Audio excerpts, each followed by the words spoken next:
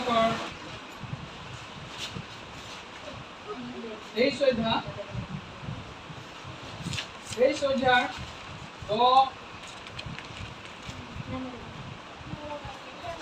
9 পদৰ পৰা মই পাঠ কৰিছোঁ। লেভিয়া পুস্তক 23 অধ্যায় 9 পদৰ পৰা কেইপদমান পাঠ কৰিছোঁ। পাছে জীৱাই মুচি ক'লে,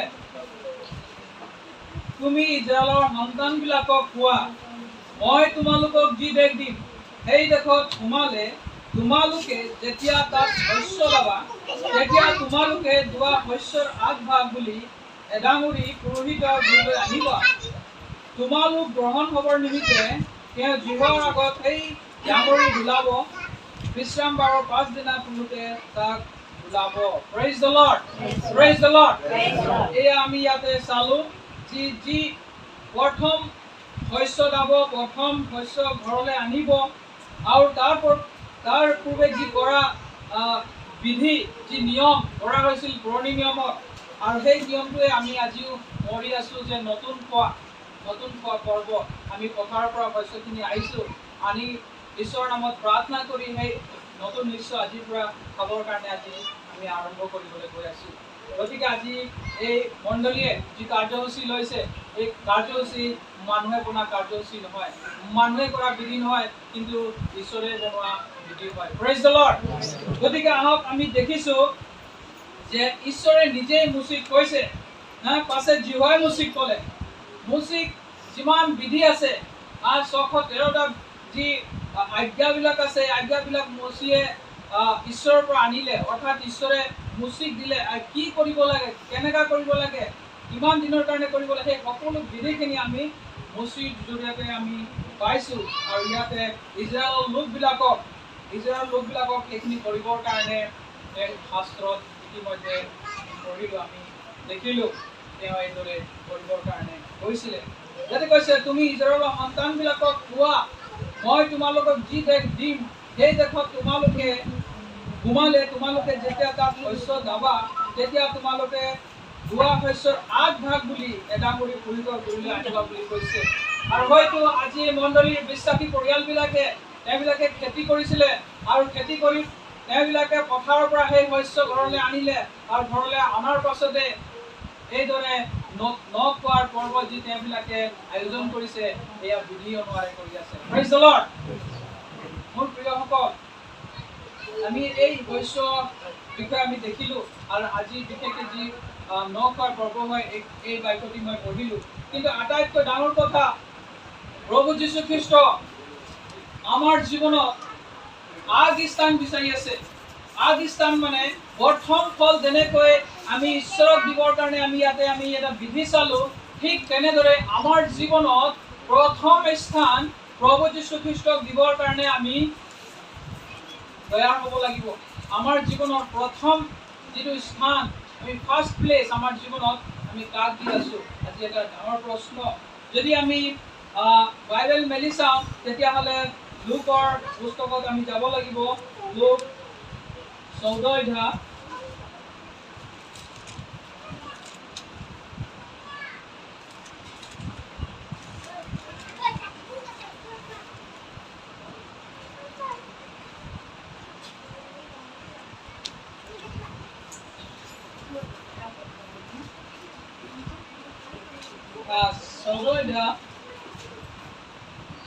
পঁচিছ 26 পদৰ পৰা মই পাঠ কৰিব বিচাৰিছোঁ। লোক লিখা শুভবাৰ্তাৰ পৰা 14 অধ্যায় 25। পাছে বহু মানুহৰ দল তেওঁৰ লগত যাওঁতে তেওঁ মুখ ঘূৰাই তেওঁবিলাকক ক'লে, কোনোৱে মোৰ ওচৰলৈ আহি নিজৰ বাপেক, মাক, তিৰোতা, সন্তান আৰু ভায়েক ভনীয়েক বিলাকক এনেকৈ নিজৰ প্ৰাণকো অপ্ৰিয় বুলি নামানিলে তেওঁ মোৰ শিষ্য হ'ব নোৱাৰে। যিকোনোৱে নিজৰ ক্ৰুচ লৈ মোৰ পাছত নাহে, তেওঁ মোৰ শিষ্য হ'ব নোৱাৰে। Praise the Lord, praise the lord. আমি ইয়াতে দেখি পাইছোঁ, আমি শুনিলোঁ যে আমি খ্ৰীষ্টৰ পাছে পাছে আমি গৈ আছোঁ। খ্ৰীষ্ট আগে আগে গৈ আছে। খ্ৰীষ্ট হৈছে প্ৰথম সন্তান। আমি তেওঁৰ পাছে পাছে আমি কি হৈছোঁ, আমি তেওঁক অনুসৰণ কৰি পেলাই তেওঁৰ পাছে পাছে গৈ আছোঁ। আৰু তেওঁক যদি আমি অনুসৰণ কৰিছো, তেওঁৰ শিক্ষাবিলাক আমাৰ জীৱনত লৈছো, আমি তেওঁৰ শিক্ষাবিলাক পালন কৰি পেলাই আমি গৈ আছো, তেতিয়াহ'লে তেওঁৰ শিক্ষাটো ইয়াতে কৈ আছে যে কোনোৱে মোৰ ওচৰলৈ আহি নিজৰ বাপেক মাক তিৰোতা সন্তান আৰু ভাই ভনীয়েকবিলাকক এনেকৈ নিজৰ প্ৰাণকো অপ্ৰিয় বুলি নামানিলে তেওঁ মোৰ শিষ্য হ'ব নোৱাৰে। শিষ্য মানে 12জন শিষ্যৰ কথা ইয়াতে কোৱা নাই। 12জন শিষ্য আমি যীশুখ্ৰীষ্টৰ চেলা যিজন আছিলে 12জন শিষ্য, সেই 12জনৰ কথা কোৱা নাই। আগফালে যদি চাওঁ তেতিয়াহ'লে 25 পদত কৈছে বহু মানুহৰ দল আছিলে বুলি কৈছে। Praise the lord. বহুত মানুহবিলাক তেওঁৰ পাছে পাছে আহিবৰ কাৰণে তেওঁবিলাকে কি কৰিছিলে, ইচ্ছা কৰিছিলে আৰু তেওঁৰ পাছত আহিছিলে।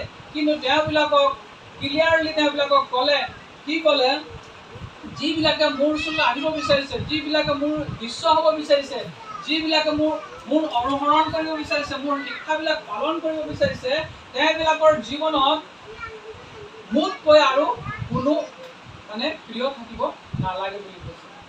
ইয়াতে যদি কওঁ, ইয়াতে যদি চাওঁ, তেতিয়া ইয়াতে বাপেক মাক তিৰোতা সন্তান আৰু ভাই ভনীয়েক, ইয়াতে যিমান নিজৰ আত্মীয়বিলাক, আমি আটাইতকৈ প্ৰিয়, আটাইতকৈ ভাল পোৱা আমাৰ আপোন যিবিলাক থাকে, যিবিলাক আমাৰ ঘৰৰ যিটো ৰিলেশ্যন, মাতৃ পিতৃ ভাই ভণ্টি এইবিলাক থাকে, আমি তেওঁলোকক বহুত মৰম কৰোঁ, বহুত মানে হিন্দীত ক'লে জান সে ভি জ্যাদা বুলি কয়, মানে জান সে ভি জ্যাদা। কাৰোবাৰ যদি ছোৱালী এজনী আছে, ছোৱালীৰ কাৰণে তেওঁ মাৰ খাব, ছোৱালীৰ কাৰণে অপমান হ'ব, ল'ৰাৰ কাৰণে অপমান হ'ব, তেওঁ বহুত মানে ছোৱালীৰ কাৰণে বা ল'ৰাৰ কাৰণে, সতি সন্তানৰ কাৰণে, হাজবেণ্ডৰ কাৰণে, তেওঁ পৰিয়ালৰ কাৰণে তেওঁ তেওঁৰ নিজৰ জীৱনকো দিবৰ কাৰণে তেওঁ তৈয়াৰ হৈ যাব নিজৰ পৰিয়ালৰ ভিতৰত। কেলে তেওঁ বহুত প্ৰেম কৰে। আৰু আমি যদি চাওঁ তেতিয়াহ'লে ইফিচিয়া তাতে আমি পাওঁ 5:6 যীশুখ্ৰীষ্টৰে তাতে বাক্যখন চাওঁ, ইফিচিয়া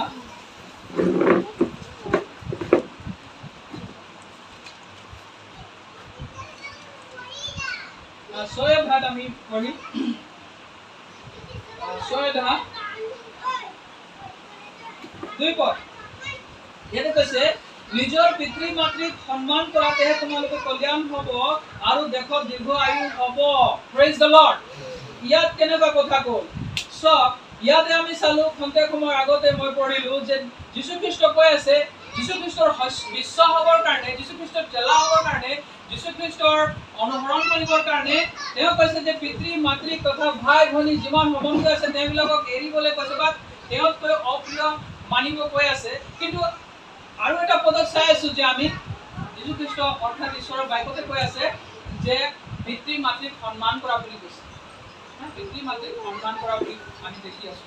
অৰ্থাৎ এই বাক্যটোৰ মিনিং এইটোৱে যে যীশুখ্ৰীষ্টই কেতিয়াও কোৱা নাই যে তোমাৰ পিতৃ মাতৃক ঘৃণ কৰা, তোমাৰ পিতৃ মাতৃক মৰম নকৰিবা, প্ৰেম নকৰিবা বা তেওঁবিলাকক তুমি আদৰ নকৰিবা বুলি কোৱা নাই। এই বাক্যত এইটোৱে কৈছে যে তেওঁবিলাকক কৈও তুমি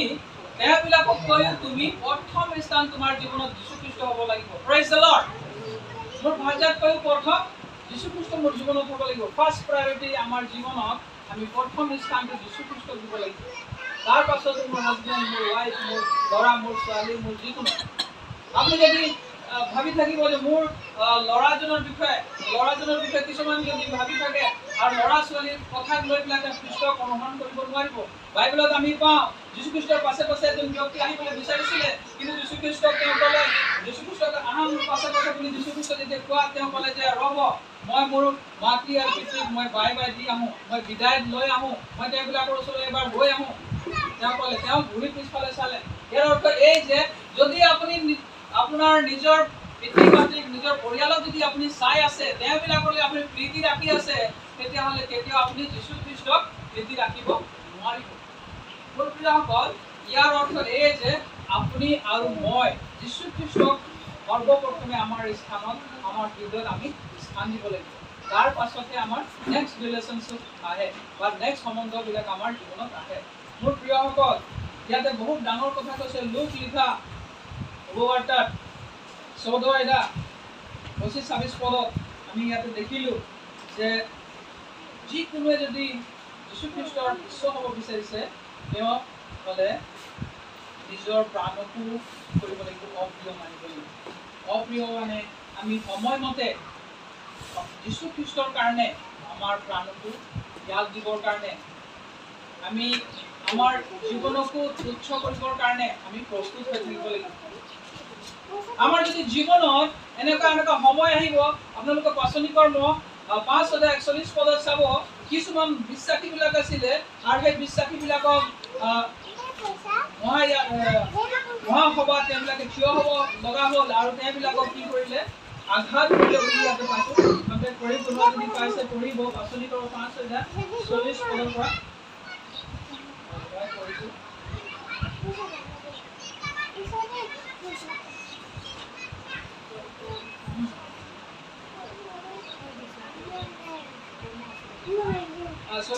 পঢ়িছোঁ। তাতে তেওঁবিলাক তেওঁৰ কথাত সন্মত হ'ল আৰু পাচনিবিলাকক মাতি আনি কোবাই যীশুৰ নামেৰে কোনো কথা ক'বলৈ হাক দি এৰি দিলে। তাতে তেওঁলোক তেওঁৰ নামৰ নিমিত্তে অপমান পাবৰ যোগ্য বুলি গণিত হোৱাত আনন্দিত হৈ সেই মহাসভাৰ সন্মুখৰ পৰা গুচি গ'ল। Praise the Lord, praise the lord. ঈশ্বৰৰ নামৰ কাৰণে আপুনি কেতিয়াবা কোব খাব লাগিব। ঈশ্বৰৰ নামৰ কাৰণে আপোনালোকে কেতিয়াবা তাৰণা পাব লাগিব। ঈশ্বৰৰ নামৰ কাৰণে আপোনালোকে ঠাট্টা পাব লাগিব। ঈশ্বৰৰ নামৰ কাৰণে কেতিয়াবা আপোনালোকে দুখ উঠাব লাগিব। আপোনাৰ জীৱনত কেতিয়াবা আপোনালোকৰ জীৱনত দুখ আহিব, সমস্যা আহিব, তাৰণা মানুহবিলাকে ঠাট্টা কৰিব, অপমান কৰিব। তেতিয়া মই খ্ৰীষ্টত আহি পেলাই বহুত ডাঙৰ ভুল কৰিলোঁ, খ্ৰীষ্টত আহি পেলাই মোৰ ইমান অপমান, খ্ৰীষ্টত আহি পেলাই মোৰ ইমান অত্যাচাৰ, ইমান বেয়া মোৰ জীৱন হৈ আছে, মই খ্ৰীষ্টত নহা হ'লে মই ভাল আছিলে। এনেকুৱা আপুনি কোৱা কথা আমি নাই দেখা পাইছোঁ। আমি ইয়াতে দেখিলোঁ কি ঈশ্বৰক তেওঁবিলাকে ধন্যবাদ দিলে, তেওঁবিলাকে আনন্দিত হয়। কি কাৰণে আনন্দিত হ'ল? আপোনাৰ আৰু মোৰ পাবৰ কাৰণে যীশু খ্ৰীষ্ট মৰিলে, তেওঁ অপমান হ'ল, তেওঁ খেদিত হ'ল, তেওঁক আঘাত কৰা হ'ল আৰু যি ঠাইত আমি মৰিব লগা আছিলে তেওঁ মৃত্যু হ'ল।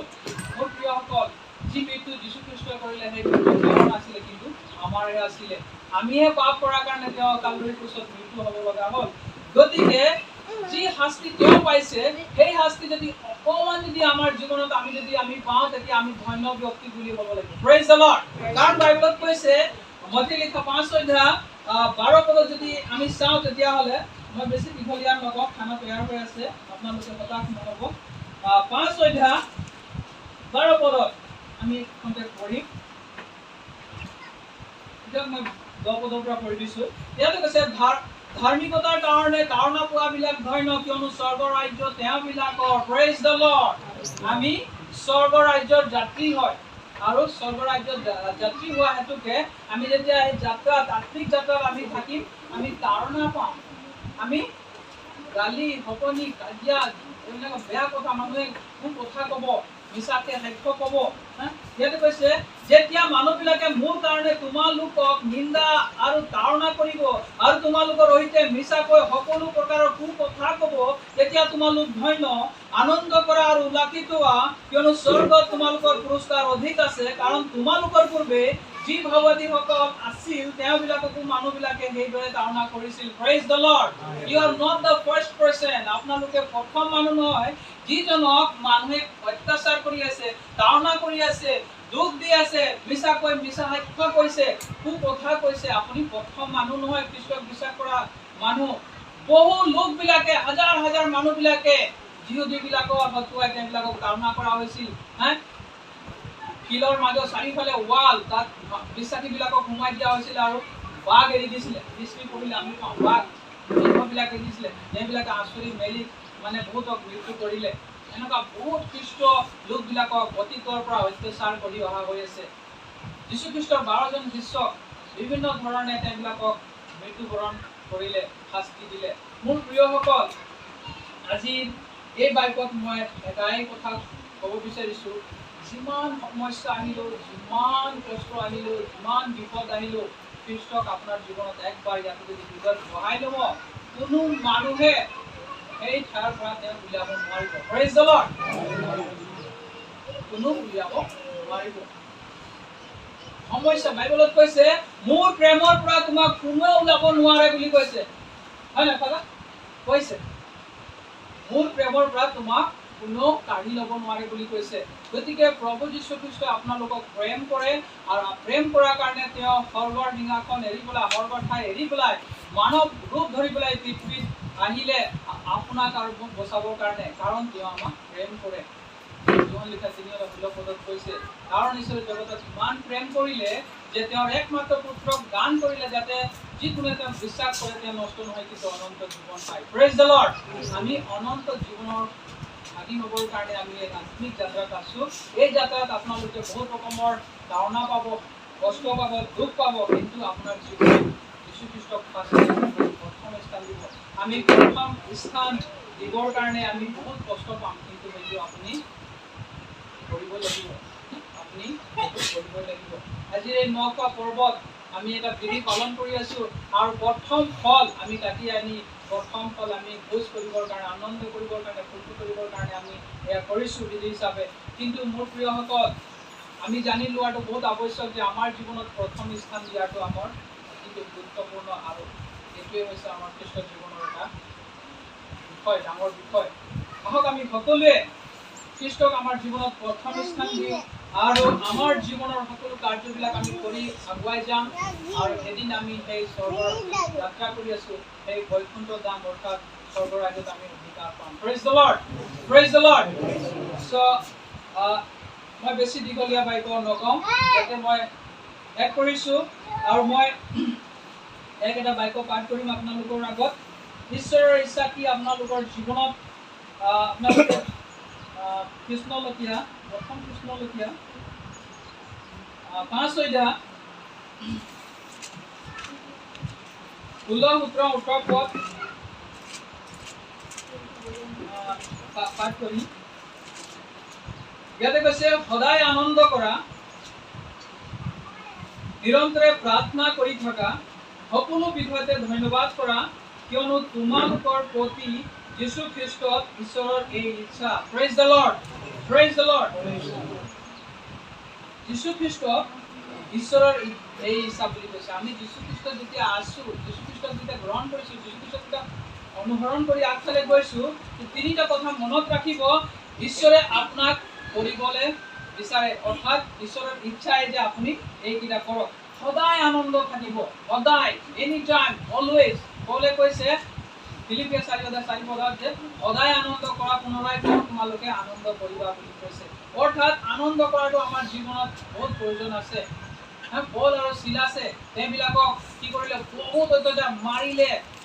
আমি বাইবেলত পাওঁ অচনি কৰ্মত তেওঁবিলাকক বহুত কষ্ট দিলে, আৰু তেওঁবিলাকক জেলত ভৰাই থলে, আৰু মাজনিশা তেওঁবিলাকে উঠিলে, আৰু তেওঁবিলাকে কীৰ্তন কৰিবলৈ আৰম্ভ কৰিলে, ঈশ্বৰক গীত গান কৰিবলৈ, প্ৰাৰ্থনা কৰিবলৈ, উল্লাসিত হ'বৰ কাৰণে তেওঁবিলাকে আৰম্ভ কৰিলে। Praise the lord. তেওঁবিলাকে আনন্দ কৰি আছিলে। তেওঁবিলাকে কিমান ঘা হৈছে, কিমান মাৰিছিলে, এইবিলাক তেওঁবিলাকে পাহৰি গ'ল। তেওঁবিলাকে ৰিয়েল যিটো এটা আনন্দ তেওঁবিলাকৰ জীৱনত আছে, তেওঁবিলাকে আনন্দ কৰিবলৈ ধৰিলে।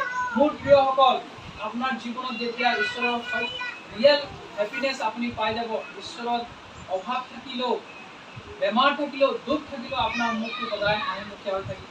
আপুনি সেইটো আজি আমাৰ ঘৰত খাবলৈ নাই বুলি আপুনি চেহেৰা কোলা কৰি নাযাব, কিন্তু আপুনি হাঁহি থাকিব, আজি আমাৰ ঘৰত ঈশ্বৰে যোগাব। আপোনাৰ গাত বেমাৰ থাকিলেও আপুনি ঈশ্বৰক ধন্যবাদ দি পেলাই ঈশ্বৰে সুস্থ কৰিব বুলি বিশ্বাসত উজ্বলি থাকিব, অৰ্থাৎ আপোনাৰ চেহেৰা উজ্জ্বল হৈ থাকিব। Praise the lord. ইয়াত কৈছে নিৰন্তৰে প্ৰাৰ্থনা কৰি থকা। আমি প্ৰাৰ্থনাটো আমাৰ জীৱনত কেতিয়াও এৰি দিব নালাগে। প্ৰাৰ্থনাটোৱে হৈছে এটা ঢাল। আপুনি যদি প্ৰাৰ্থনা কৰি থাকিব, সকলো বিষয়তে প্ৰাৰ্থনা কৰি থাকিব, আপুনি এই সংসাৰত যিমান বাধা বিঘ্নি, সমস্যা, বিপদ আহিলেও আপুনি সেইবিলাক সকলো নেওচি যাব। যীশু খ্ৰীষ্টৰ জীৱনতো মানুহ হিচাপে পৃথিৱীৰ তেওঁৰ জীৱনতো সমস্যা আছিলে। শয়তানে নিজে আহি পেলাই পৰীক্ষা কৰিছিল, কিন্তু কিহৰ যোগেদি তেওঁ পাৰ হ'ল? প্ৰাৰ্থনাৰ যোগেদি, ঈশ্বৰৰ বাক্যৰ যোগেদি। সকল ঈশ্বৰৰ বাক্য আৰু প্ৰাৰ্থনা আমাৰ জীৱনৰ এটা ভাল হয়, তেতিয়া আপোনালোকে এৰিব। আৰু সকলো বিষয়তে ধন্যবাদ কৰিব। আপোনালোক খোৱা সময়ত, বোৱা সময়ত, এনি টাইম আপোনালোকে ঈশ্বৰক ধন্যবাদ দি থাকিব, আৰু এয়ে হৈছে ঈশ্বৰৰ ইচ্ছা। ইয়াতে মই ঈশ্বৰৰ বাক্য সামৰণি মাৰিছোঁ। ঈশ্বৰে সকলোকে আশীৰ্বাদ কৰিব। মোৰ এই ছুটি বাক্য আপোনালোকে বুজি ল'বলৈ বিশ্বাস ৰাখিছোঁ। আহক আমি থিয় হৈ যাম। মই আমাৰ নিজৰ জীৱনক, নিজৰ আত্মাক আমি এটা প্ৰশ্ন কৰোঁ। মোৰ জীৱনত আটাইতকৈ ইম্পৰ্টেণ্ট বস্তুটো কি হয়? মোৰ জীৱনত আটাইতকৈ ফাৰ্ষ্ট প্লেচ, যিটো একদম গভীৰত মই কাক ৰাখিছোঁ? মোৰ বন্ধু আছে নেকি? মোৰ মা আছে নেকি? মোৰ কিবা সপোনবিলাক মোৰ প্ৰথম স্থানত আছে নেকি? কি বস্তু আপোনাৰ জীৱনত সবতকৈ বেছি গুৰুত্বপূৰ্ণ দিয়ে, বেছি মহত্ব দিয়ে, সেই কথাটো আপুনি নিজকে নিজে প্ৰশ্ন কৰক। যদি সেইটো কিবা বস্তু হয়, ধৰি লওক মোবাইলটো আপোনাৰ ফাৰ্ষ্ট প্লেচ আপোনাৰ জীৱনত, বা আপোনাৰ ড্ৰিম বহুত ধনী হোৱাটো আপোনাৰ ড্ৰিম, সেইটোৱে আপোনাৰ জীৱনত ফাৰ্ষ্ট প্লেচ, বা আপোনাৰ হাজবেণ্ড, আপোনাৰ ৱাইফ, আপোনাৰ সন্তান আপোনাৰ জীৱনত ফাৰ্ষ্ট প্লেচ, তেতিয়া আপুনি ভুল কৰি আছে আৰু আপুনি এটা যাক প্ৰথম স্থান দিব লাগে তাক দিয়া নাই। আপুনি প্ৰশ্ন কৰক নিজকে নিজে আৰু আহক আমি ঈশ্বৰক প্ৰাৰ্থনা কৰি, প্ৰভু মই তোমাক ৱেলকাম জনাই আছোঁ, আজিৰ পৰা মোৰ জীৱনত ফাৰ্ষ্ট প্লেচ তুমি লোৱা, মোৰ হৃদয়খন খুলি দিছোঁ, ঈশ্বৰৰ কৈছোঁ মই টুকুৰাই আছোঁ বুলি কৈছোঁ। কোনোবা মোৰ মাত শুনে, মই দুৱাৰ খুলি সোমাম, ভিতৰলৈ সোমাম আৰু তেওঁৰ লগত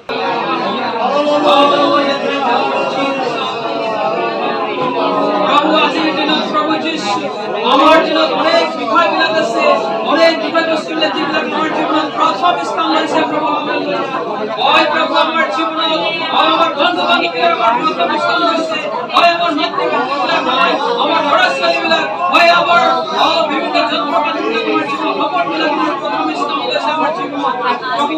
কিন্তু আমি বিচাৰি প্ৰভু হালেলুয়া আপুনি আমাৰ জীৱনত প্ৰথম স্থান লওক প্ৰভু। আপোনাক সন্তুষ্ট কৰিবৰ কাৰণে, আপোনাক বিশ্বাস কৰিবৰ কাৰণে, আপোনাৰ বাক্য পালন কৰিবৰ কাৰণে, আপোনাৰ স্তুতি আৰাধনা কৰিবৰ কাৰণে, আপোনাক ধন্যবাদ দিবৰ কাৰণে আমি সদায় যেন আগবাঢ়ি যাম প্ৰভু। হালেলুয়া আমাৰ জীৱনত উৎসৱ কৰি আগবাঢ়ি যাম প্ৰভু।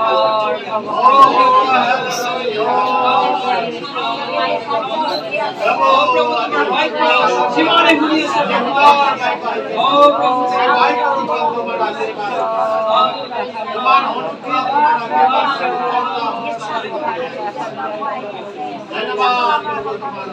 প্ৰভু যিমান বিশ্বাসীবিলাক প্ৰভু তেওঁবিলাকৰ জীৱনত আজি সিদ্ধান্ত লৈ আছে প্ৰভু, যেন তেওঁবিলাকে প্ৰভু তোমাক প্ৰথম স্থান দিব তেওঁবিলাকৰ জীৱনত প্ৰভু। প্ৰভু তোমাৰ বাহিৰে প্ৰভু কোনো বস্তু তেওঁবিলাকৰ জীৱনত গুৰুত্ব নাই প্ৰভু, মহত্বপূৰ্ণ নহয় প্ৰভু, কেৱল মাত্ৰ তুমিহে তেওঁবিলাকৰ জীৱনত মহত্বপূৰ্ণ হোৱা তেওঁবিলাকৰ ভিতৰত তোমাকে ৰাখিছে প্ৰভু। তুমি তেওঁবিলাকক আশীৰ্বাদ কৰিবা। ধন্যবাদ দিছোঁ প্ৰভু, মোক প্ৰথমৰ পৰা শেষলৈকে বাক্যত সহায় কৰাৰ কাৰণে তোমাক ধন্যবাদ। প্ৰভু ধন্যবাদেৰে সকলো প্ৰাৰ্থনা নিবেদন প্ৰভু যীশুৰ নামত।